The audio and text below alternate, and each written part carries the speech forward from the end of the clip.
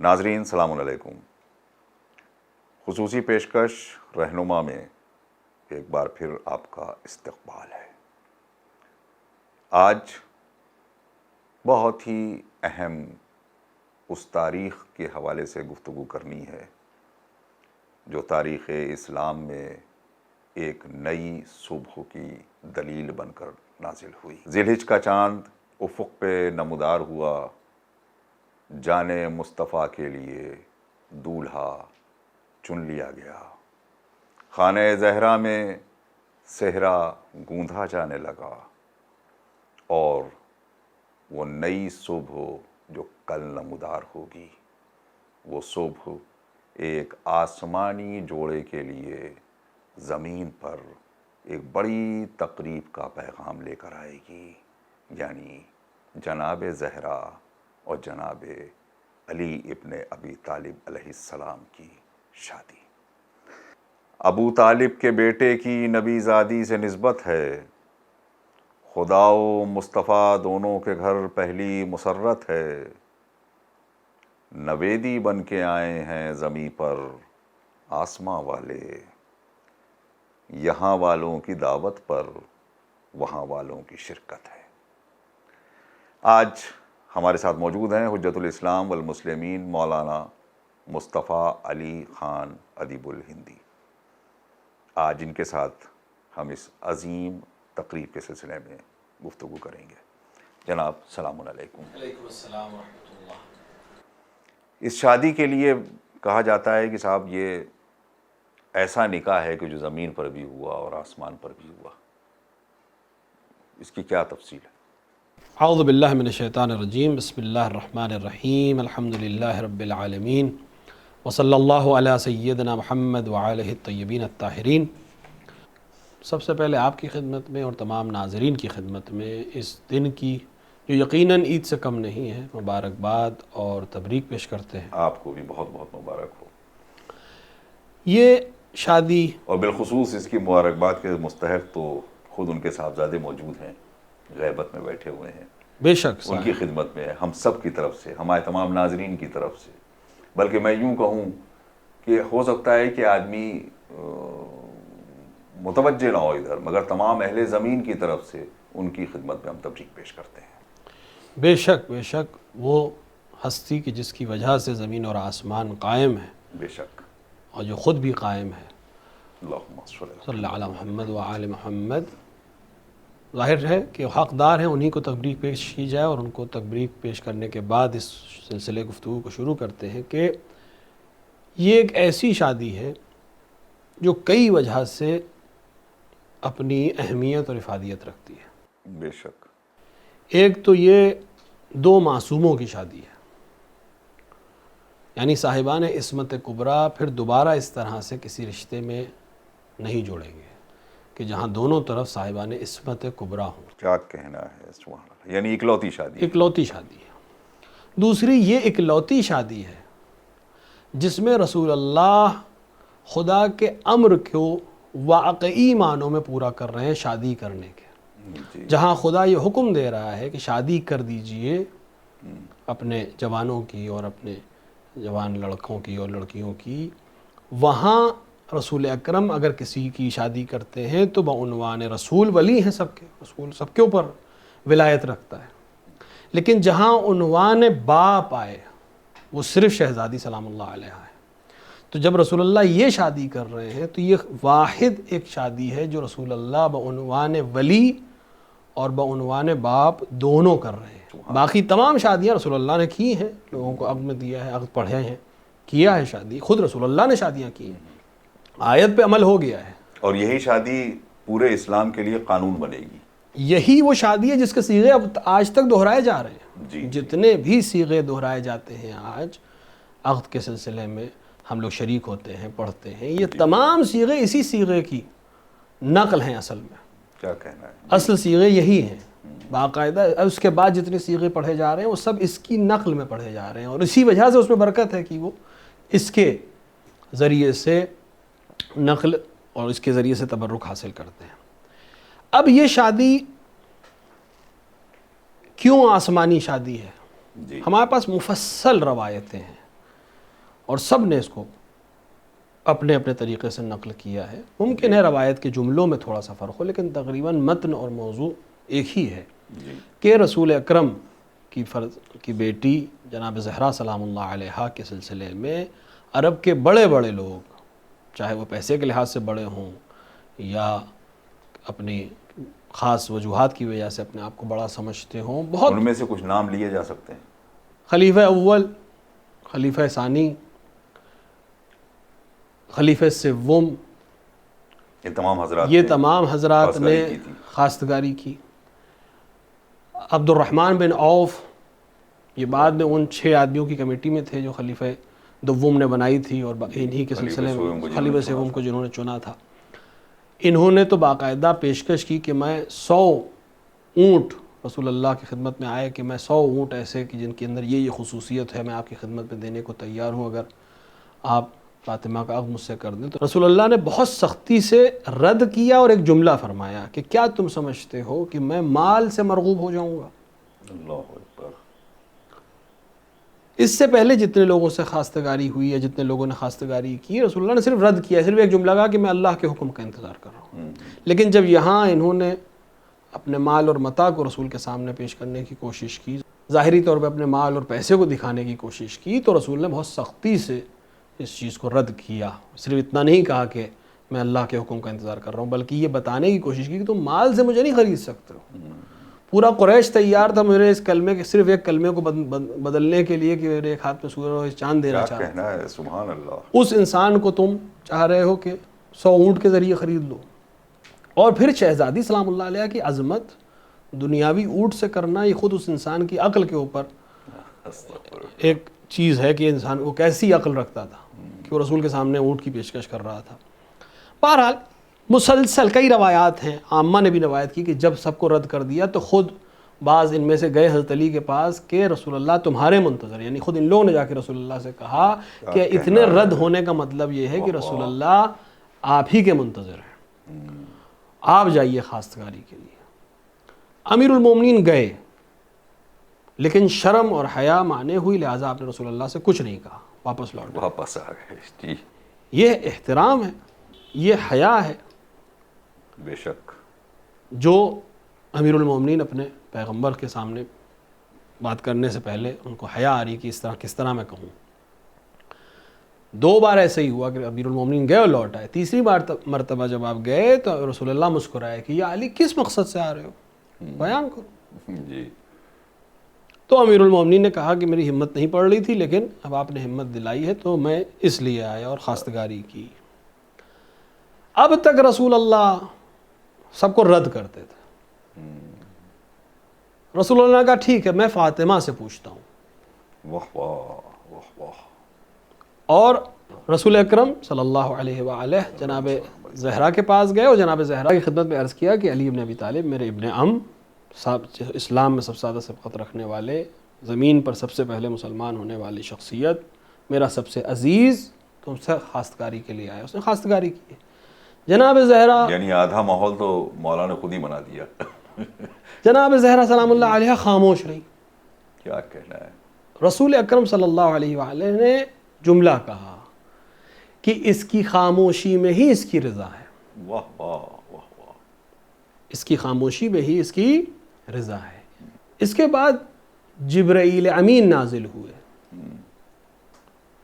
اور جبرائیل امین نے خبر دی کہ یا رسول اللہ، اللہ آپ کو سلام اور تحیت پیش کرتا ہے اور اللہ نے آسمان پر ہم فرشتوں کو گواہ بنا کر علی اور فاطمہ کا عقد کر دیا ہے، اللہ اکبر۔ لہٰذا آپ بھی زمین پر اس تقریب کو انجام دے دیجئے۔ سبحان اللہ سبحان اللہ۔ دوسری روایتوں میں ہے کہ رسول اللہ نے پھر امیر المومنین سے کہا کہ مسجد چلیے، میں بھی مسجد آتا ہوں۔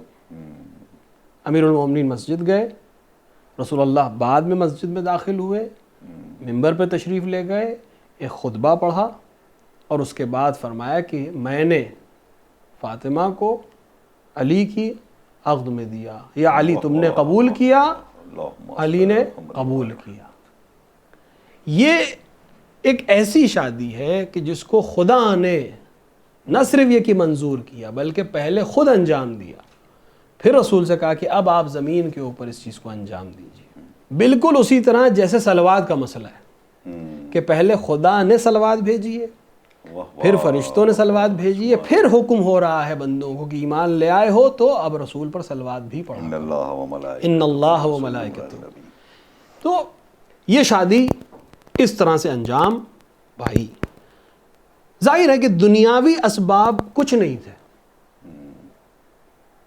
لیکن رسول اکرم نے امیر المومنین سے جناب زہرا کی شادی کو جو قبول کیا تو امیر المومنین سے جن چیزوں کا تقاضا کیا ان میں صرف اور صرف ایک ذرا ایسی تھی جس کے اوپر یہ شادی دنیاوی حساب سے ہو سکتی تھی، اور اسی پر یہ شادی ہوئی، جو خود ایک ہمارے لیے جب آج ہم یہ تقریب یا اس تقریب کو یاد کر رہے ہیں یا اس تاریخ کو یاد کر رہے ہیں تو خود ایک اپنے آپ میں سوال بنتا ہے کہ ہم اپنی شادیوں کو اس شادی سے کتنا نزدیک کر رکھتے ہیں اس وقت۔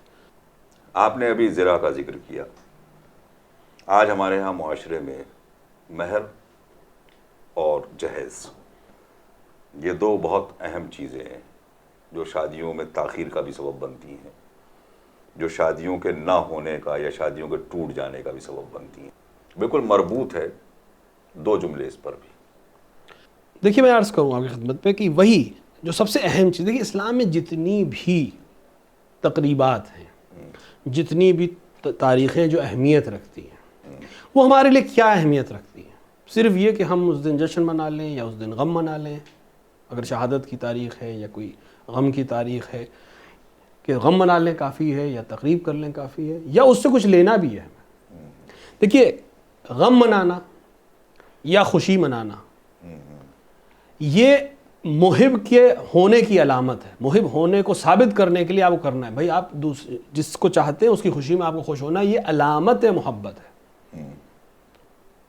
آپ کا کوئی رشتہ دار اچھے نمبروں سے پاس ہوا، آپ کیوں خوش ہو رہے ہیں؟ آپ تو پاس نہیں ہوئے، کیا کہنا ہے جی؟ آپ اس لیے خوش ہو رہے ہیں کہ آپ اسے چاہتے ہیں۔ چاہت کا تقاضا یہ ہے کہ آپ خوش ہوئیے۔ اگر اس کے یہاں غم ہے تو آپ غمزدہ اس لیے ہیں کہ محبت کا تقاضا یہ کہ اس کے غم میں ہونے پر آپ کے یہاں بھی آپ کے چہرے پہ غم کے آثار۔ پھر اہل بیت تو ہم انی سلم لمن سالمکم انی حرب لمن حاربکم، یہ پورا مسئلہ ہی اس کے اوپر ہے۔ تو اب اگر جناب شہزادی سلام اللہ علیہ و امیر المومنین علیہ الصلوۃ والسلام کی شادی کے عنوان سے ہم جشن برپا کر رہے ہوں، پوری دنیا میں جشن کر رہے ہوں، کرنا چاہیے، یہ ایک پارٹ ہے ہمارے وظیفے کا یا ہماری ذمہ داری کا۔ یہ تو محبت کی علامت ہے کہ ہم خوش ہو رہے ہیں، دو معصوموں کی شادی ہے، اس پہ خوش ہونے کی بات ہے، بالکل خوش ہونا چاہیے، لیکن اس سے ہم کچھ لے رہے ہیں یا نہیں، اس سے ہمیں لینا چاہیے کہ نہیں؟ صحیح۔ اولاً تو ہم کو لینا چاہیے کیونکہ بالآخر وہ ہمارے نمونے عمل ہیں، تو ہماری ہر چیز ان سے میل کھانی چاہیے، ہماری ہر چیز بالکل ویسے ہی ہونی چاہیے جیسے انہوں نے کی ہے۔ شاید اسی لیے کی کہ جب تمہاری یہاں شادیاں ہوں تو کیسے ہوں، تمہارے یہاں عقد ہو تو کس طرح سے ہو، تمہارے یہاں گھر بسائے جائیں تو کیسے بسائے جائیں، چلو تو کیسے چلو، بولو تو کیسے بولو، بڑوں کے ساتھ کیسے رہو، چھوٹوں کے ساتھ کیسے رہو، یہ سب نمونے عمل یعنی پوری زندگی کو اپنی جو ہے وہ انہی کے کردار میں ڈھال دینے کا نام، ڈھالنے کی کوشش کرنے کا نام عشق کہلاتا ہے۔ عشق یہی عشق اہل بیت ہے، اور یہی شیعہ ہونے اور محب ہونے کی ضرورت ہے، نہ صرف یہ کہ علامت ہے، ضرورت ہے، علامت ہی نہیں ہے جی ہاں، بے شک یہ ضرورت ہے۔ اب بات آئی مہر کی، اب مہر ہو اور جہیز، اس شادی کو ہی دیکھ لیجیے۔ رسول اللہ نے پوچھا تمہارے پاس یہ علی کیا ہے، اس شادی کے لیے تمہارے پاس کیا ہے؟ آج کل کہا جاتا ہے کہ ہم یہ دے رہے ہیں، جی تو ہم یہ دے رہے ہیں نہیں بتایا، رسول اللہ نے پوچھا تمہارے پاس کیا ہے؟ جناب امیر علیہ الصلوۃ والسلام نے فرمایا کہ میرے پاس مال دنیا میں صرف 3 چیزیں ہیں، ایک تلوار ہے، ایک زرہ ہے، اور ایک اونٹ ہے۔ اللہ اکبر۔ رسول اکرم نے فرمایا کہ تلوار سے تم جہاد کرتے ہو، تمہارے لیے ضروری ہے، اونٹ بھی تمہارے لیے ضروری ہے کیونکہ تم اس کے ذریعے سے کام کرتے ہو، باغات کو سینچائی کرتے ہو، مختلف کام کرتے ہو، اونٹ تمہیں چاہیے۔ ایک ذرا ہے جس کی تمہیں کوئی خاص ضرورت نہیں ہے. واہ واہ. یعنی اس جملے میں بھی امیر المومنین کی شجاعت کا پتہ دیا جا رہا ہے جی. کہ ذرا کہ تمہارے جیسے جوان کو ذرا کی کوئی ضرورت نہیں ہے. تم اس ذرا کو فروخت کر دو, وہی مہر ہے. روایات میں اختلاف ہے, لیکن جو معتبر روایات ہے اس نے اس ذرا کی قیمت 500 درہم, درہم چاندی کا سکہ ہوتا ہے. چونکہ بات آ گئی ہے, ذمہ داری ہے, لہٰذا اس کو بھی بیان کر دے تاکہ یہ مسئلہ بھی حل ہو جائے. 500 درہم مہر فاطمی ہے, مہر السنہ بھی کہلاتا ہے. رسول اللہ نے اپنے جتنے بھی عقد کیے ہیں وہ سب اتنے ہی پہ کیے ہیں. لہٰذا اب اگر ہماری کسی تقریب میں اکثر یہ ہوتا ہے کہ صاحب مہر فاطمی اور اس کے بعد ہندوستان یا پاکستان میں کوئی رقم بیان کر دیا تھی, یہ صحیح نہیں ہے. یا تو آپ اس رقم کو بیان کریے یا کہیے مہر فاطمی. مہر فاطمی کیا ہے؟ مہر فاطمی ہے 500 درہم. 500 درہم کا مطلب ہوا 500 چاندی کے سکے. چاندی کے سکے کی جو ویلیو ہے ویٹ کے حساب سے, ایک درہم تقریباً 2.5 گرام چاندی ہے. اچھا. ایک درہم جو سکہ ہوتا تھا وہ 2.5 گرام چاندی ہے. 500 درہم ہو گیا 1250 گرام چاندی, یعنی 1.25 کلو چاندی. اب جس دن آپ عقد کر رہے ہیں, اگر آپ کو مہر فاطمی رکھنا ہے اس کی تو قیمت معلوم کر لیجیے. 1250 گرام چاندی کی جو قیمت ہے وہ آپ مہر رکھ دیے, یہ مہر فاطمی ہو جائے. لیکن اگر آپ کہیں 20,000 روپے یا 14,000 روپے, جیسے کسی زمانے میں, اصل میں ہوا یہ ہوگا کہ کسی زمانے میں 14,000 روپے 500 درہم کی قیمت رہی ہوگی. اب وہ ذہنوں میں بس گیا. ایسا نہیں ہے. آپ آج سلور کی قیمت الگ ہوگی, چاندی کی قیمت الگ ہوگی, کل دوسری ہوگی. تو جس دن آپ عقد کر رہے ہیں اس دن جو قیمت ہو اس کو آپ مہر فاطمی بنا. اور ایک نظریہ یہ بنتا ہے کہ 14,000 روپے سے بہتر ہے مہر فاطمی کہیں. بالکل, کیونکہ وہی اصل سنت ہے. سنت 14,000 روپے نہیں ہے, سنت ہے مہر فاطمی 500 درہم. تو درہم تو ہے نہیں, گنتی کا ہوتا ہے نا کہ 14. ہاں, تو 14 کی گنتی سے زیادہ اگر آپ کو تبرک محترم ہے یہ, محترم جناب زہرا سلام اللہ علیہ کے نام سے زیادہ بہتر مرکز ہے, وہ مرکز ہے. عصمت کی محوریت ہے جناب زہرا کے پاس. اللہ. نبوت اور امامت کے الحاق کا نام ہے, ربط دینے کا نام ہے. بے شک. تو جناب زہرا سلام اللہ علیہ کا جو مہر ہے وہ مہر سننا ہے. تو 500 درہم, 500 درہم میں ذرا فروخت ہوئی. امیر المومنین نے پیسے لا کے رسول اللہ کو دیے. رسول اللہ نے اس کو 3 حصوں میں بانٹا. ایک حصے سے آپ نے جہیز کے سامان کو خریدا, ایک حصے سے آپ نے جناب زہرا کے لیے عطر وغیرہ کی چیزوں کا بندوبست کیا, اور ایک حصہ یعنی ایک تہائی حصہ امیر المومنین کو بعد میں واپس کر دیا. اچھا. اللہ اکبر. جب وہ سامان رسول اللہ کے سامنے لایا گیا, اس کی تفصیل ہے, کتابوں میں موجود ہے کیا کیا تھا. اکثر سامان مٹی کے تھے, مٹی کے برتن, ایک چٹائی اس طرح کی, کھجور کی چٹائی, کھجور کی تکیے, اس طرح کی چیزیں تھیں. یہ کس کی شادی ہے؟ ملکۃ العرب کی بیٹی کی شادی ہے. امیر کائنات سے, بلکہ یوں کہا جائے شاہ بطحا کے بیٹے سے. شاہ بطحا کے بیٹے سے شادی ہے, ملکۃ العرب کی بیٹی کی. رسول اللہ نے فرمایا اس سامان کو دیکھ کر کہ خدایا اس گھر پر برکت نازل کر کہ جس کے اکثر سامان مٹی کے ہیں. یہ ہمارے لیے سبق ہے کہ ہم دنیا کے عیش و عشرت میں اتنے نہ ڈوب جائیں کہ آخرت کو بھول جائیں. بے شک.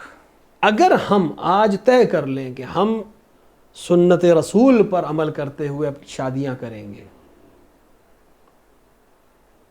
تو آپ یقین جانیں بہت سے مسائل سماج کے حل ہو جائیں گے. جو آپ نے سوال میں بات کہی تھی کہ بہت سی شادیاں نہیں ہو پاتی ہیں, بہت سی بیٹیاں لڑکیاں گھر پہ رہ جاتی ہیں, اس کا سبب ہم کیوں بنے؟ جب ہم جانتے ہیں کہ جب ایک مومن اور مومنہ کی شادی ہوتی تو رسول اللہ خوش ہوتے ہیں, تو ہم اپنے عمل سے رسول کی خوشی میں دیری کا سبب کیوں بنے؟ ہم ایسا ماحول کیوں نہ بنائیں کہ جہاں جلدی شادیاں ہوں, آسان شادیاں ہوں. رسول اللہ نے ایک سورے کی قراءت کو مہر بنا کر شادیاں کی ہیں. یہ بالکل جوڑ کے سوال اس سے, کیونکہ اس کا بھی بہت اہم رول ہے آج شادیوں کو اچھا چلانے میں. جسے کہا جائے کہ شادیاں جو ہیں وہ ایک دوسرے کے لیے مبارک ثابت ہوں, اس کے لیے بہت ضروری ہے یہ بات بتانا بھی یہ کفو کا تصور جو بار بار ہم لوگ سنا کرتے ہیں، مجلسوں میں بھی سنتے ہیں کہ جناب سیدہ کا سلام اللہ علیہ کا کوئی کفو نہ تھا مولا کائنات کے علاوہ. تو لفظ کفو کس میننگ میں آتا ہے اختصار کے ساتھ؟ دیکھیں ویسے تو بہت آسانی سے یہ بات سمجھی جا سکتی ہے، اگر پھیلانے کو آئے تو بہت طویل بحث ہو سکتی ہے. مطلب یہ اس زاویے سے بھی میں پوچھ رہا ہوں کہ آج کل وہ جو شادی.com اور فلانا کا جو پورا ایک تصور ہے کہ جس میں یہ ہے کہ صاحب وہ لڑکے کا ایک اسٹیٹس دیکھا، انہوں نے اپنا ایک اسٹیٹس دیکھا، لڑکے کو دیکھا کہ اگر میں سید ہوں تو وہ بھی سید ہے، یا میں اگر شیخ ہوں تو وہ بھی شیخ. ان تمام چیزوں کو کفو کے لیے مناسب سمجھتے ہیں کہ ہاں یہ اس کا کفو ہے، مگر ایگزیکٹلی اسلامک کفو کیا ہے؟ دیکھیں اسلام نے ہر چیز کا معیار ایک چیز کو رکھا ہے، بہت آسان ہے، وہ ہے تقوی. واہ واہ واہ واہ. تقوی ہے، اس لحاظ سے کفو دیکھو. سٹیٹس آپ کو دیکھنا ہے تو آپ پریشان ہو جائیں گے، اور اسی وجہ سے بہت سے مسائل ہوتے ہیں اس تاریخ میں. آج ہم جو سماج میں دیکھ رہے ہیں بہت سے مسائل. تقوی دیکھنا ہے سب سے پہلی چیز ہے. اگر متقی ہوگا تو بہت سی پریشانیاں جو شادی کے بعد پیش آتی ہیں اور وہ بہت سے درد سر جو گھر والوں کو پیش آتے ہیں وہ نہیں آئیں گے. کیونکہ ایک انسان اگر متقی ہے تو پھر وہ ان چیزوں کی طرف نہیں جائے گا جو بعد میں مسائل بنتے ہیں. بے شک. آج ایک ایسا ماحول بن گیا ہے کہ لڑکی والے پریشان ہیں کہ میری لڑکی کو کوئی اذیت نہ ہو وہاں. تو آپ متقی ڈھونڈیے. ہاں مطلب سارا اسٹیٹس دیکھ لیا آپ نے خود بھی بہت ساری چیزیں دے دیں، لیکن اگر کسی جگہ پہ ہماری بیٹی جا رہی ہے اور وہ ذہنی کوفت کا شکار ہے تو یقینی طور پر پوری شادی خراب ہو گئی. بے شک. معیار بھی امیر المومنین اور جناب زہرا کی شادی نے بیان کر دیا تھا کہ شادی کا معیار کیا ہے. دیکھیے کفو یہاں تھا عصمت، یہاں معیار عصمت تھا، وہ بھی تقوی ہے. جناب زہرا کے لیے کوئی کفو نہیں تھا کیونکہ جناب زہرا معصومہ ہیں.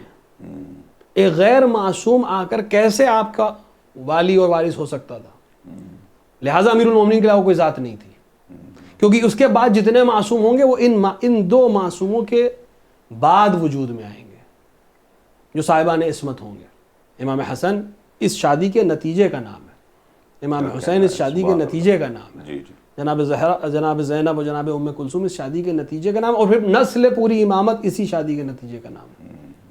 اس وقت روئے زمین پر صاحبان عصمت صرف 3 تھے، صاحبان عصمت کبریٰ، جناب رسول اللہ، جناب شہزادی زہرا سلام اللہ علیہ، اور امیر المومنین. تو کوئی ہو ہی نہیں سکتا تھا کفو. یہاں بھی یہی معیار ہے. آپ معیار اس چیز کو بنائیے کہ سامنے والا الہی معاملات میں کیسا ہے. میری بیٹی نماز پڑھتی ہے، یہ نماز پڑھتا ہے کہ نہیں پڑھتا ہے؟ میری بیٹی روزہ رکھتی ہے، یہ روزہ رکھتا ہے کہ نہیں رکھتا ہے؟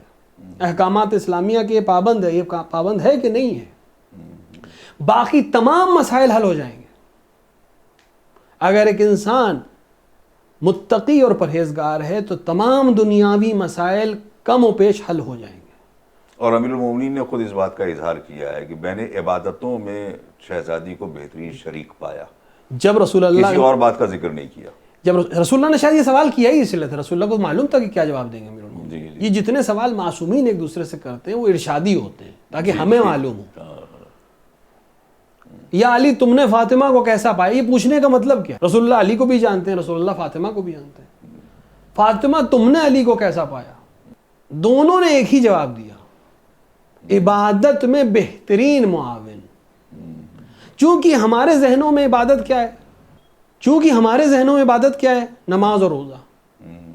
علی کا ہر عمل عبادت ہے. امیر المومنین کہنا چاہتے ہیں میرے ہر عمل میں زہرا شریک ہیں اور معاون ہیں. یعنی جب میں کہیں باہر کام کر رہا ہوں تب بھی زہرا میری معاون ہے، کیونکہ وہ گھر کو اس طرح سنبھال رہی ہے کہ مجھے کوئی پریشانی نہیں ہے، کوئی فکر نہیں ہے.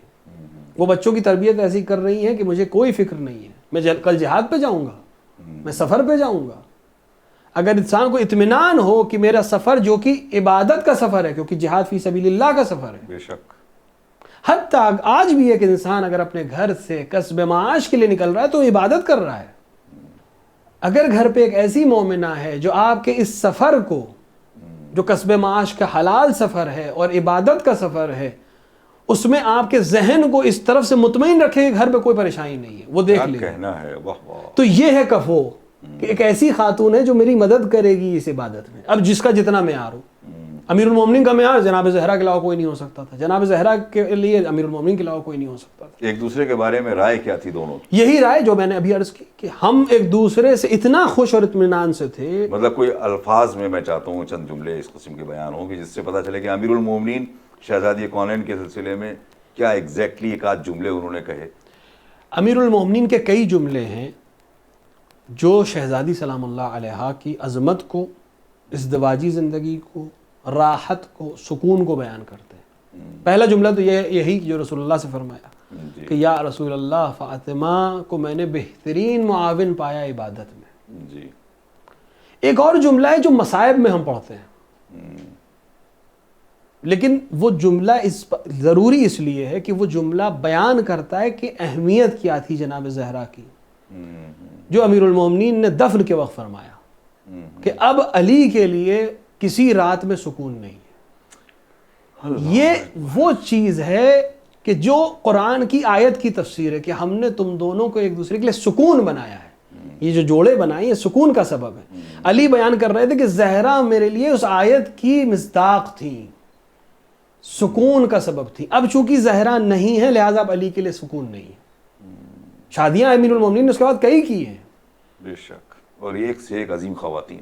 جناب ام البنین جیسی خاتون سے شادی کی ہے آپ نے، جن کی وفا میں، جن کی انکساری میں کوئی شک نہیں ہے. اور جناب اسماء خود ایک جناب اسماء بنت امیس.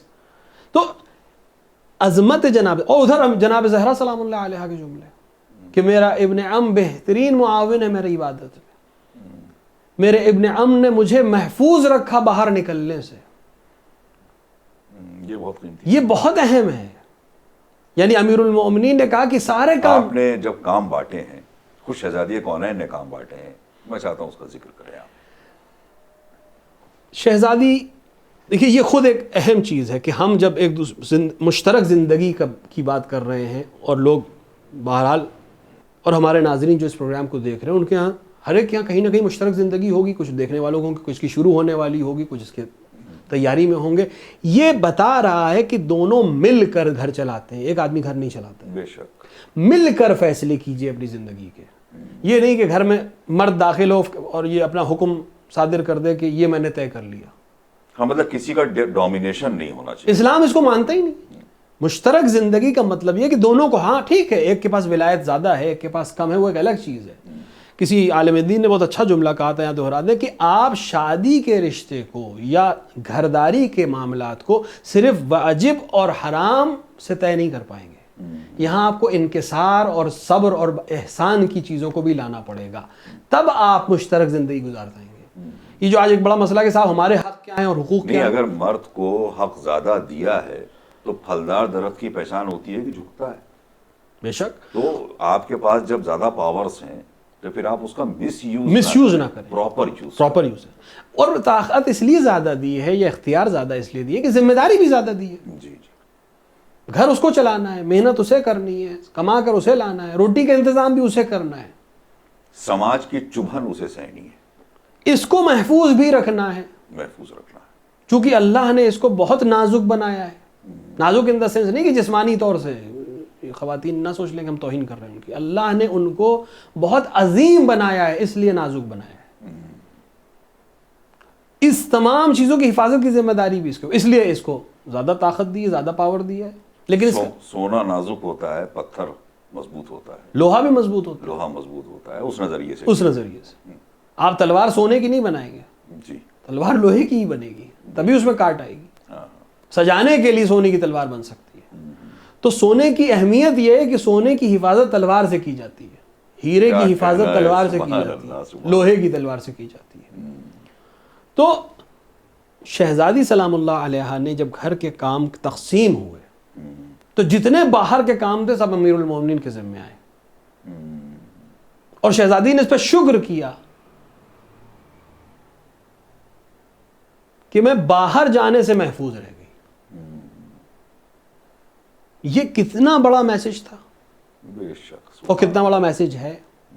آج سماج میں بہت سی جو پریشانیاں ہیں اس ایک چیز پہ عمل نہ کرنے کے نتیجے میں. جب تک ممکن ہے یہ تمام ذمہ داری مرد پہ ڈالیے. محفوظ رہیں آپ. کیوں اپنے ذمے وہ چیزیں لے رہی ہیں خود سے جو اللہ نے نہیں ڈالی ہے؟ بہت اچھی بات. اگر مجھ سے کسی نے کہا کہ آپ 10 کلو وزن اٹھائیے تو میں 10 کلو اٹھاؤں، یہ عقل مندی ہے. اگر میں زبردستی 15 اٹھانے لگوں تو یہ کہیں سے عقل مندی نہیں ہے. تو جب آپ کی ذمہ داری اتنی دی گئی ہے تو آپ اس ذمہ داری کو خود سے کیوں بڑھا رہی ہیں؟ اچھا، ایک پریشانی یہ ہے، چونکہ بحث ہے لہٰذا اس پہ عرض کرتے چلیں. جو سب سے اہم کام ہے اس کو اب کام ہی نہیں مانا جاتا. آکوپیشن سے لکھ دیا جاتا ہے ہاؤس وائف، وہ آکوپیشن ہی نہیں تصور کیا جاتا ہے، جبکہ وہ سماج کا سب سے امپورٹنٹ کام ہے. جی ہاں، بہت اچھی بات ہے. سبحان اللہ. سب سے اہم کام ہے. اگر گھر میں صحیح تربیت نہیں ہوگی اور صحیح تربیت کرنے والے کو اس کا کریڈٹ نہیں دیا جائے گا کہ اس نے سب سے اہم کام انجام دیا،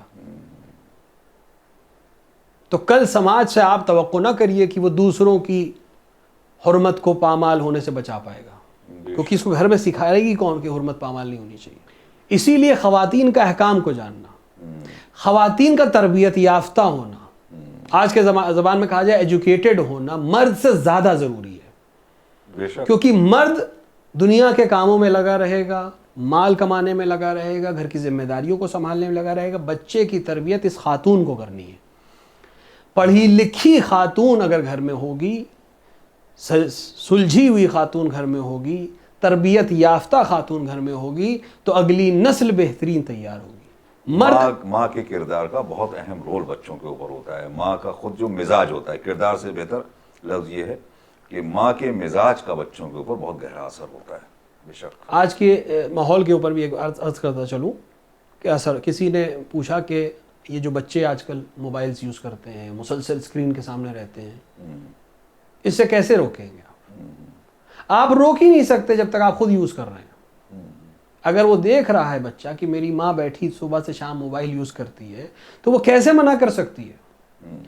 بچے سنتے کم ہیں، دیکھتے زیادہ ہیں. بے شک. تو آپ کو ان کی تربیت اس طرح سے کرنی ہے کہ جو ان کو دکھائی دے، نہ کہ سنائی دے. بہت اچھی. وہ حکم سنتے نہیں ہیں، جو دیکھیں گے وہ کریں گے. اگر آپ خراب لہجے میں اپنے رشتہ داروں سے بات کریں گی تو کل آپ کا بچہ بھی خراب لہجے میں بات کرے گا. اگر آپ احترام سے بات کریں گے تو وہ بھی احترام سے بات کریں گے. اور آپ کے اگر شوق خراب ہوں گے تو بچے کے بھی شوق خراب ہوں گے. یہ بالکل آٹومیٹک ہے. آٹومیٹک ہے. اور ناظرین، ظاہر ہے کہ بہت طویل گفتگو ہے اور بہت اہم موڑ پہ بھی ہے، مگر کیا کریں کہ وقت اجازت نہیں دیتا ہے. ایک ذہن میں ایک جملہ آتا ہے، سوچتا ہوں کہ آپ کے سامنے عرض کر دوں کہ ہر بیٹا اپنی ماں کا اشتہار ہوتا ہے اور ہر بیٹی اپنے والد کا اشتہار ہوتی ہے. بیٹی کو سسرال جا کے بتانا ہے کہ میرے والد کی نظمتوں کے حامل ہیں، اور بیٹوں کو سرے بازار جانا ہے، سماجی زندگیوں میں جانا ہے، کاروباری زندگیوں میں جانا ہے، ہزاروں قسم کے لوگوں سے ملنا ہے. جہاں جہاں جس سے ملیں گے اپنی ماں کا آئینہ بن کر ملیں گے. تو اپنی ماں کا احترام اس نظریے سے بھی کریں کہ کردار سے کردار ملا دیں، انداز سے انداز ملا دیں، گفتار سے گفتار ملا دیں، اور سوچ بلند رکھیں تاکہ ماں کی تعظیم میں اضافہ ہو. ناظرین، آج ہم آپ سے یہیں اجازت لیتے ہیں. خدا حافظ و ناصر. والسلام علیکم ورحمۃ اللہ وبرکاتہ.